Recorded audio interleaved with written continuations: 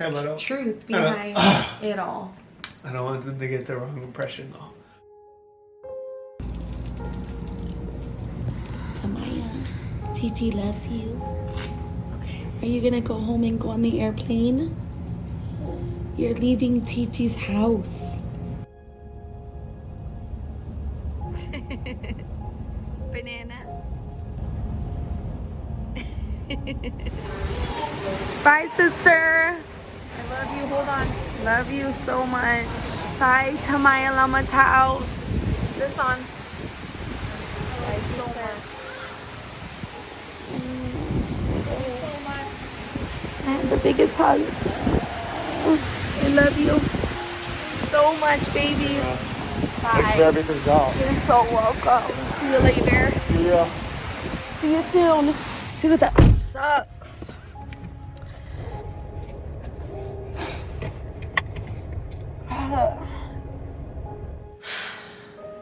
What's up, guys? I'm sad. My sister left. Me too. What are you gonna do without her? Cry. It's so weird because we vlog everything, but when I'm like sick, sad, I don't really like to vlog. Like, it's hard, yeah. I just don't care about it. Like, I don't know. I don't care. So I feel like you need to though. I know, and that's why I do. Like, that's why I do pull out my camera, is because I feel like these are the moments that tie together everything. Tie together everything, yeah. And like, it's very bittersweet too, and that's kind of why I wanted to talk with you guys a little bit about just how we feel since moving to California. It's now and almost about to be a new year. We're 6 months in. we're not 6 months in. You keep saying 6 months in. We're 4 months in. Sorry, I have to sneeze. 4 months in? I'm trying to not cry, so bear with me. We're now 4 months in, and I feel like I'm doing so well. And then when my sister comes and leaves, that's when it all hits me that, like, It gets you thinking, like, what are you, like... what's important. And Yeah, what's important and what's, like, what life is worth living for and whatnot. And you and your sister have, like, this connection that it probably puts you right back at home when you guys are together and whatnot. That's probably why you feel like that with her. It's weird because it feels like, yeah, like I almost never left, that she just like came over when she was here. I was catching those vibes too. She was here for like 3 weeks, and it felt like a blink. Like, I can't believe today's the day she left. Can't believe it. Feels like a quicker 3 weeks than normal. Yeah, it's just because we were having so much fun. Like, I know. every single day, my sister and I lived our best life. I dropped her off at the airport at like 5 a.m. this morning, and I got back in bed, and when I was in bed, I was kind of just like thinking of like how I feel, right? And I feel happy, blessed, grateful, so genuinely proud of my sister, of who we are, but then all in the same time I feel so sad. Like, it just feels so freaking sad, and it's so weird that you can feel all those emotions like in one breath pretty much. But then it's also weird because if you lean towards one side of thinking of something, like let's say you think like how grateful you are that you have an amazing sister and the time that we had together, and that she took the time to come be with us on Christmas and spend time with our family. You know, you take all those matters in your hand, you just feel so happy and so grateful and so blessed. And then when you like lean and think on the sad side, it's like it really hits you and it takes over you. Yeah, it does. Yeah. Of so much like sadness. So much like... I want to make it very clear though that overall I'm so happy where I'm at. I love, love, love our life in Sacramento, California. What do you do when you grow something? It's been fertilized. It's been nice fertilizing into this Sacramento And it's land. It's nice to have my sister like come Sure. back and visit and then just like pick up right where we're left off, because it makes you feel like you weren't missing out on so much, that you can really enjoy where you're at, knowing that home is so close. And we just had Kiko's mom come and stay with us, and it was like we never left either. And it was nice to show them like our area, and it just felt like, you know, we just had seen them. Like it was just like a normal like weekend with them. And so it's nice to know that you can just pick right back up, but also enjoy what you created. It's been the most incredible few months of my life. But with that being said, I also want to share with you guys that it's, you know, it's hard and there are hard days, and that it's not an easy transition, and it's important that you talk about it, and you talk about it with your other half, and we lean on each other and support on each other. Yeah. But going into the next thing, I've been seeing a lot of people wanting to know like how you've been adjusting not working and being away from family, and you know, leaving the island. He was lived on the island his whole life. Like this is they want to know that? Yes. They're asking? Well, to be honest, kind of the same thing about what she's saying too. Definitely like the first 2 months were definitely hard, only because it was just like it was totally new for me. Like I know it sounds weird saying like it was hard that I didn't have to go to work and go do my job, but it was just like more of a everyday life change kind of thing. Your whole day was brand new. Yeah, my whole day was just brand new, so I kind of was like, it was almost like starting a new job or like a new career that you're doing, because it's not an easy job being a stay-at-home mom. Mm-mm. It's crazy. So it's like it was a lot of learning how to adjust to my new routine, and it was crazy. The first 2 months I would tell Tal all the time that you gotta be patient on me, like this is a lot. Like I'm going through a lot. Yeah. And it was like with a lot with the move and everything, and it wasn't so much of hard as in a bad time. I was having fun. Yeah. I'm having fun doing. And he wouldn't even be able to explain to me almost how he was feeling. I'm having so much fun doing dropping Ela off to school, making breakfasts. It's just like a whole. It's the best. It's really the best. But the first 2 months were a really hard adjustment for sure. Yeah. And it was just like with my mind. Like I felt like, for me, I feel like normally my normal day would be getting up, going to work, doing my job, coming home, doing family time and whatever, and then that was like how I felt I had an accomplished day. And that's what stay-at-home moms struggle with the most, is that they don't feel like they're accomplishing anything for themselves. Yes. And so when you feel like you're just doing so much for other people and you don't really have anything like a goal or something that you achieve that you can like physically clock in, get paid for, and all those things. So I think it takes a toll on them, and that's like what people don't understand. It's not just like, because you know, being a stay-at-home mom is so much harder than mentally, like on you mentally. But then when you add that you're physically not doing anything that you're actually getting credit for, right? Like no one gives you credit for like raising a human. Yeah. And the extreme emotions of dealing with 3 kids demanding on you, and you're running on no sleep, and you're trying to just keep up. And when you're home, you're actually making more of a mess. You're having to make more lunches and more meals. It's not like your kids are at school and you get like that break. It's literally a 24/7 all day, all night. When I go to bed, I turn on my baby monitor so loud in my ear. Like I'm physically not really sleeping. Like if any little movement, I'm up. Like, but so rewarding in sticking through it and like getting the rhythm, getting into the rhythm of, because it's a lot of repetition. It's a lot of repetition. So like routine. Kids thrive on routine. And like every day, like you guys gotta think of new things that didn't work the day before. That's what I was like trying to do. So like process of elimination. I still haven't perfected the whole day yet. I'm stoked that I get to experience my kids in this light or my family in this light, and I want to be, even if it's temporary. yeah, even if it's temporary, it's like it's fun to do. Many people don't get the privilege. No. I would never think that I would ever have had this chance to do what I'm getting to do now. And you never even knew you were missing out on it. Yeah. You would have never known. Yeah. And I feel like maybe dads like you realize it when your children are grown, when it's too late. When it's too late, yeah.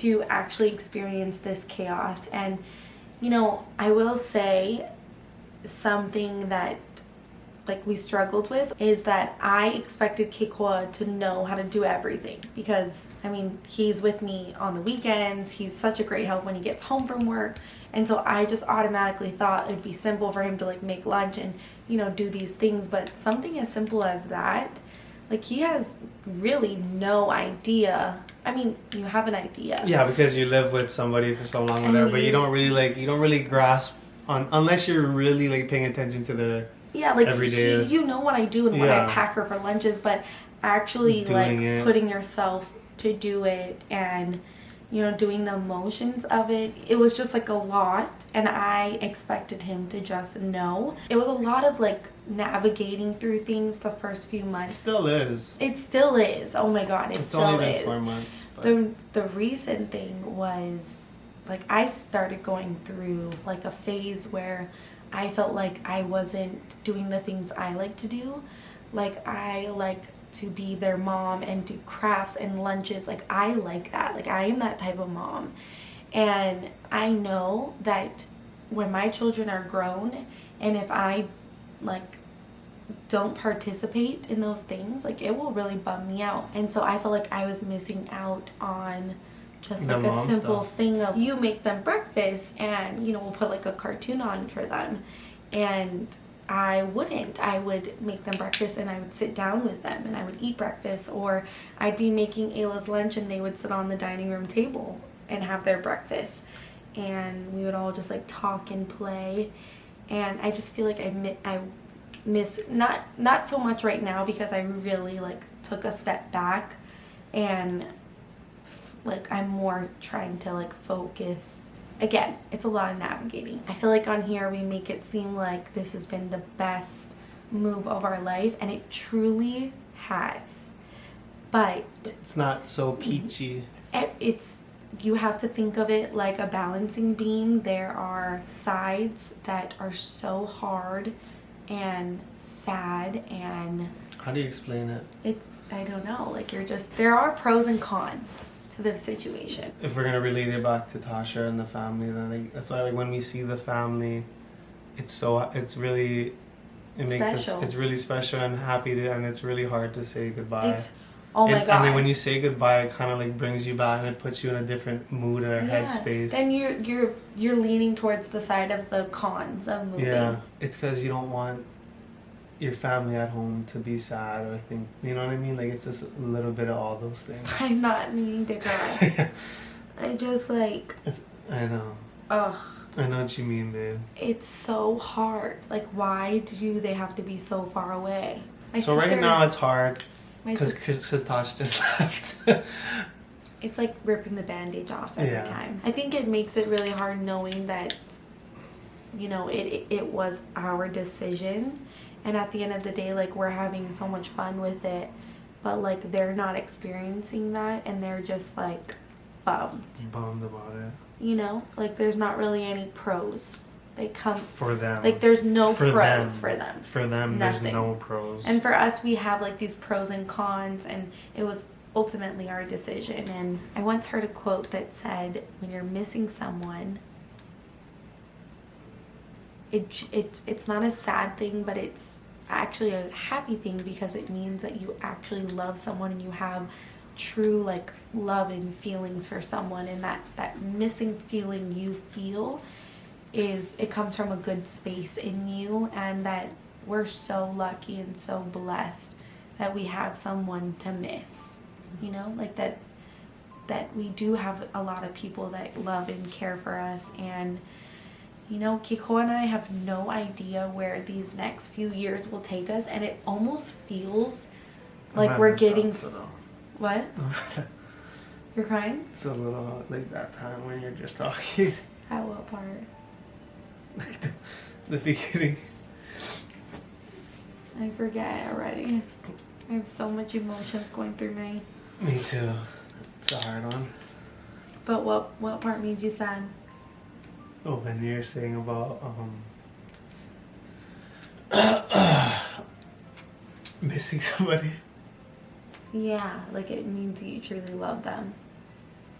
Yeah, but truth behind it all. I don't want them to get the wrong impression though. No, for sure. When Kikoa starts getting sad, then I put on like my mom pants and I become strong for him. But when he's like all good with it, that's when I cry. Oh, you took my breath away. Sorry guys. I'm not ever sad that we left. The main thing for me is I go based off of the kids' emotions, and then I feel them out and I try to like see how they are like day to day. And Ayla, I feel like she had a time where she was really having a hard time, and then after that she like loves it. She snapped out of it, and like I see a different side of her. Like she's really like opening up and being stoked, and I really vibe off of that, and I feel like you do the right thing. Yeah, I feel like we did the right thing when that happens, and like she tells us that's all I need for me. She just wants Christmas break to be over and to go back to school. Yeah. And she just says like, I never want to leave my school and I never want to leave California. And sorry, the memory was full. But I was going to say that it almost feels further than ever, like where our like forever home is. Like I can't even imagine buying a home here or in Hawaii or in Texas or Oregon. Like it just feels like I am so unsure because the feelings I have of missing our family are so strong, but the love that I have adventuring and seeing new things and the opportunities we have here and just everything about here I love. Like if I could have in my perfect world and have my cake and eat it too, it would be living here with my whole family. If you lived in both, then you would understand. It's hard to explain. It's hard to explain if you're not from Hawaii, but it's one of the most magical places in the whole world. But realistically, you have to work and you have to go to school, and like the schools here are so much better. Like our house here is beautiful compared to our house in Hawaii, and we pay way less here. Yeah. It's just a newer home with central AC. Like we've never had that before. We're having fun, doing our thing. Growing and showing. We're growing, but we're also, I feel like we have no distractions and we're really able to soak everything. I feel like we're tap in. Yeah, tap in to just possibilities that we didn't know that we could tap into. Could have never dreamed of. Yeah. So, and the people out here are nice too. The people out here are nice. Really nice. I love our neighbors. Very I love people at the grocery stores. But I just want to say, if you're at home watching this right now, Keikoa and I, like, literally are speaking so from our heart. Like, this is genuinely how we feel. Like, we literally just took our insides and, like, threw it all out on the table. I hope you were able to connect the dots. With what we were trying to say. On what we were trying to say and the outcome. But ultimately, these past 4 months have been really awesome. I wouldn't trade it for the world. And we're only becoming stronger. Yes. And I really have never felt so content, so okay with where I'm legit. I'm in your mind. So okay with where I'm at right now. If you're ever thinking of doing this, I say do it and take it day by day, because you never know and we still don't have anything figured out. Like, we're still taking it day by day. This time next year, I don't know where we'll be. I don't know if you'll be back at work. I don't know. I don't know. Like, it's so Could unknown. be. But it almost feels... Maybe I'll be working at McDonald's. It almost feels exciting. Yeah, it does. With not... That we kind of broke the cycle of not being like a 9 to 5 and just like normal, that we kind of are living life on the edge. And we were parents at 20 and 21, and then we had a 2-year-old at 23 and 24. Like, you know, Yeah. I'm sorry, 2 kids, and then 3 kids at 27 and 26 and 27. So, I don't know how old I am. my point is we felt we grew up fast. Yeah. And so it feels nice to kind of just trust that everything's going to be okay. And you really do see that everything works out. And that I used to think like I needed to have this set up and this and like a schedule. And you really see that, you know, if something fails, like you will find another way. And you don't need to have that schedule and that set thing. Yeah, you don't need that set thing. It's all about you can do it. Yeah. You can do it. Yeah. And you just gotta be determined, and you gotta stay true and believe in yourself. Oh my God, there's As corny as that sounds, like it's all about up in here. Yeah. To have like a strong mind, which doing something like this, I feel like helps you grow into having a strong mind and being able to achieve And you gotta that level of have strength. You gotta have also too really good insight. It's good to have. I feel like you get that though with what we're doing. Yeah, but It also doesn't just too, come like to you were a good stay-at-home mom, so like you, when I come here, be stay-at-home dad. You already you can teach me. You could like point me in the directions and help me out. With the new year starting, Happy New Year's, I want everyone right now to write down in the comments below one word that you have, like a goal for yourself that you want to live by and achieve for next year. So my word that I chose for myself would be breathe. I want to learn to just breathe more and, you know, take that pressure off of having like a schedule and everything needs to go perfect. And so my word is breathe. Do you want to give us a powerful word that you will live by in 2022? Yes. My 2022 word that I'm gonna live by, I didn't even know that this was a thing right now. Okay, It just came to my head. It's gonna be start. Ooh.